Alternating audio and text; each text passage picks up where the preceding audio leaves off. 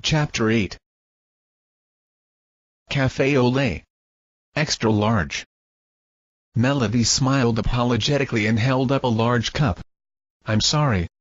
This is the biggest size we serve." The customer shifted his weight from one foot to the other. "Aw, man. I really want a bit more than that." Her smile never faltered. "You could order a large plus a small. Or 2 mediums." "Should I get 2 mediums? It sounds like a good idea, but I'm still not sure." There was another man behind the customer who was clearly getting impatient, but Melody never rushed him. Ravenswood admired his girlfriend's ability to remain cheerful when dealing with difficult customers. He would have wanted to pour coffee over the customer's head by this point. The door to the shop opened and Ravenswood noticed Michael enter. He was one of the richest men on the planet, but he never wanted preferential treatment. He got in line to order behind the last customer.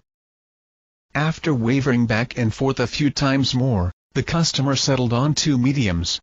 Ravenswood made the drinks while his girlfriend took the order of the impatient man. The next customer, Michael, stepped up to the counter. "Gosh, you look like hell," Melody commented before glancing down at the register. "The usual?" "Yes, but add an extra shot of espresso." "I'll add 2, Ravenswood called, already halfway through making the man's café macchiato. Michael pulled out his credit card and Melody swiped it on her machine. The three then moved to the semi-secluded area at the rear of the store. Stan often sat at the back booth while doing paperwork, and the employees ate their lunch there. The seat had also become a pseudo-conference table for the crime-fighting team. Situating himself, Michael's brow furrowed. "I'm sorry about yesterday. About getting mad and running out." "Don't worry about it," Ravenswood assured. "You were right. We were probably barking up the wrong tree." "I'm not so sure about that now."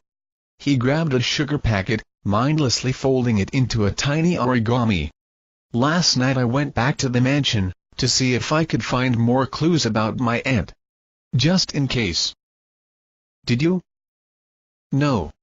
There were a few birthday cards and things like that, but nothing that tells us anything.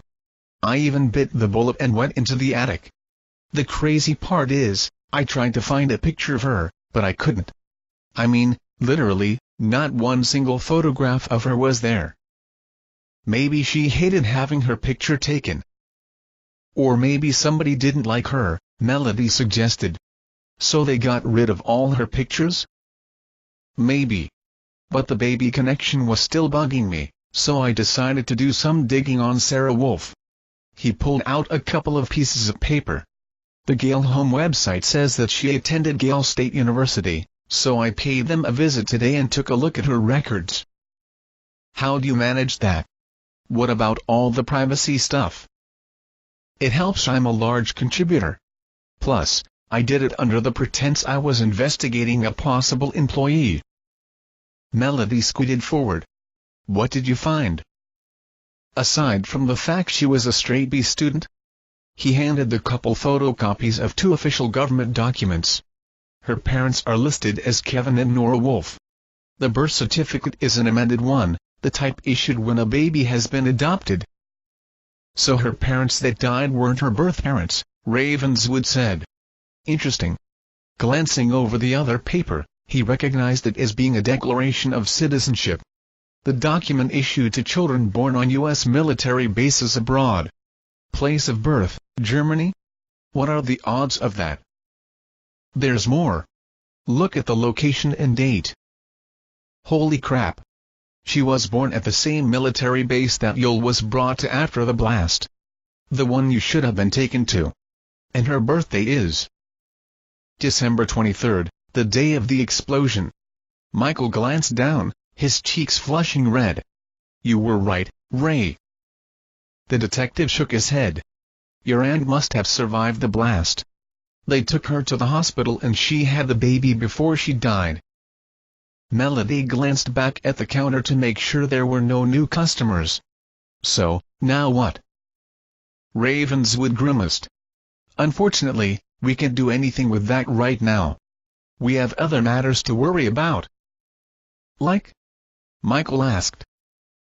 Reaching into his apron, he pulled out a cellophane bag holding a tiny rectangle of black plastic. Do you know what this is? It's an SD card. Right.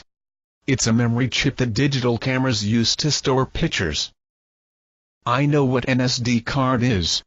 Why do you have it in that plastic bag? Are you mad? It's tiny. If I didn't have it in this bag, I'd lose it, or accidentally swallow it, or something. Michael and Melody both rolled their eyes. Aaron Brooks got a visit from Dark Flame last night. She gave this to him with express instructions to give it to Overcast only. A smug smile drew across Ravenswood's lips. It was the first time Dark Flame, Aaron, or anyone else had contacted him exclusively, and he was proud. I looked at the card on my computer last night. Seems to be pictures of a bunch of documents from Bling's office. Trouble is, I can understand most of it. Michael pulled his cell phone out of his pocket. Okay, give it to me. But you'll have to take it home to look at it on your computer. Flashing him an incredulous look, Michael inserted the card into a tiny slot in the side. Wow, your phone can do that? That's amazing. How far behind the times are you? Hey, I'm cutting edge, Ravenswood said. I just don't have a fancy phone like you do. How long have you had that? 2 years. Seriously, 2 years. The screen took up one entire side of the phone. Michael ran his fingers across it, scrolling through the documents and zooming in on them as close as he could. Ravenswood was impressed with the zoom feature, but kept his mouth shut. He didn't want Michael giving him another look. What does that look like to you? Michael asked. Blueprints of a building, said Ravenswood. Blueprints of a building with XS on it, added Melody. Right. Any idea what the XS mean? They're on all the corners. Melody squinted to see. And there's a few others, also. Michael gave a smug smile. Ravenswood knew his friend had been in real estate long enough that he could read blueprints as easily as most people read comic books. The XS are on the locations of the major supports. If you wanted to knock a building down, that's where you would place the explosives. Bling wants to knock down a building? Melody asked. Why would he want to do that? I don't know. This doesn't seem like his style. Not his style? Said Ravenswood. Phut. This is a guy who will do anything. Anything. To get what he wants. As you and I both know. I think his style is, whatever it takes, no matter how extreme, violent, or illegal. He pointed to the phone. What building is that? Michael leaned in to see the small detail on the image. It looks like the Schoenberg estate. Bling's in a bidding war with Eisenstein over that property. If he wants to buy it, why would he blow it up? I think I know, Michael said with a snap of his fingers. Eisenstein wants to buy the estate to convert it into a resort. He loves the building and wants to restore it. Bling wants to buy the land so he can tear everything down and build a casino. Ah. So if the building is destroyed, Eisenstein will lose interest and Bling gets it easily. Right. And as far as anyone will know, it was simply an act of domestic terrorism. Ravenswood had to admit, Bling was a slimeball, but he was a brilliant slimeball. Scroll to the last page, he instructed Michael. There's a hotel name and a room number. Sandoff Hotel? Ravenswood nodded. I assume that's where Bling is staying. Michael shook his head. No way, that place is a dive. He'd never stay there. Besides, he always stays at the Carlisle, it's one of his properties. Then who's staying at the Sandoff? The men looked at each other. Rufus. I think we need to pay our hippie friend a visit tonight, Ravenswood said, relieved the case was finally going somewhere. Michael grimaced. We can't. We have the Tower open house. Rats, you're right.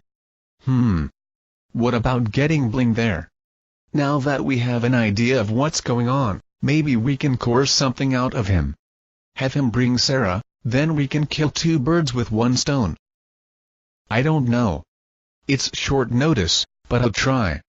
The billionaire rose, shoving the phone and the card into his pocket. You gonna be there, too, Mel? No, I've got to close up tonight. You boys go and have fun. Ravenswood placed a hasty kiss on his fiancée's cheek. I'll call you and let you know how it goes. You'd better, she said. The detective followed his friend out. You need to get another phone, Michael chided. But I like my phone, he said as the door to the shop closed behind them. Sarah stared at the paperwork. She'd completed the therapy referral forms 1,000 times before, but today she couldn't make heads or tails of them. Of course, it didn't help that she had sat up most of the night crying. When Sarah had begun dating Martin Bling, she'd set herself up emotionally for the relationship to be no more than a quick fling. She knew of the casino magnate's reputation and how he had no desire for a long-term relationship. She had expected their affair to last a month, tops. But it hadn't. And as the weeks and months had gone by, and Martin still appeared interested, she had started to think that perhaps it would be different this time, that perhaps she would be the one he finally settled down for. It was clear now, she was wrong. Madge entered the office. Since she had told her what she had stumbled upon, her friend had been kind enough to not press the issue. I brought you some coffee. Thank you, Sarah whispered, taking a gulp of the warm liquid. Martin's going to be here in a few minutes. Will you send him straight back? Of course. It was about 20 minutes later when there was a light tap at the door. The founder of Bling City walked in, a bouquet of peonies in his hand. His lip puckered out in a playful pout. I come bearing gifts. Sarah rose to meet him halfway across the room. She didn't want him sitting down and getting comfortable. I'm sorry I couldn't do dinner last night. You know, business crops up and you have to take care of it. Sarah's eyebrow arched. Business? Martin handed her the bouquet. I got your favorite. Now, let me take you to lunch to make up for it. How about that little Chinese restaurant you like? I could go for some kung pao about now. I'm not hungry, Sarah said, her voice monotone. Martin seemed a bit put off, but quickly recovered. Then how about tonight? I got a call from Michael Bruce's office. He's having an open house at one of his buildings. He sent over an invite for you and me to attend. I thought you didn't like him. I don't. But there's bound to be some important people there. He flashed a cheesy grin. Never pass up a chance to network. Sarah crossed her arms, her brow furrowing. Why don't you bring that blonde you were with last night? Martin's face went through a range of expressions. First shock, then awkwardness, and finally an uncomfortable smile. Sarah could tell from his mannerisms that he was trying to come up with something to say, to formulate a good lie. However, at the last moment, he thought better of it and said, she means nothing to me. The admission was enough to cause Sarah to break down. You bastard. Sarah, it's not what you think. The woman came on to me, I swear. It's over, Martin, she spat. Don't say that. He took her hand. It was a fling, a one-night stand. And how many other one-night stands have there been? Her voice cracked. It was over a couple of weeks ago. You just didn't have the guts to tell me. It was the first time Sarah saw the man speechless. He was struggling, trying to think of the right words to say, to think of something to convince her otherwise. When he spoke, there was desperation in his voice. Sarah, I love. Don't. She sucked in a breath, composing herself. Don't say something you don't mean. The man fell silent. Goodbye, Martin, she whispered, finality in her voice. Bling's hurt expression turned to indignation. Well, at least I got my money's worth. Sarah's hand flew up, heading towards his cheek. Bling had been slapped enough times to expect it and caught her fingers before they reached his face. He yanked her forward, his mouth pressing against hers. Sarah didn't fight him. Instead, she trembled as he held her, knowing this would be the last time she kissed him. The billionaire pulled away, his eyes locked on hers. His anger was gone and a smile drew across his lips. "You'll always be one of my favorites." Tossing the invitation onto her desk, he headed for the door. "I'll have my men come by tomorrow to pick up those boxes. Be sure to give Michael Bruce my best." Watching the man close the door behind him, Sarah sank to the floor and began to cry.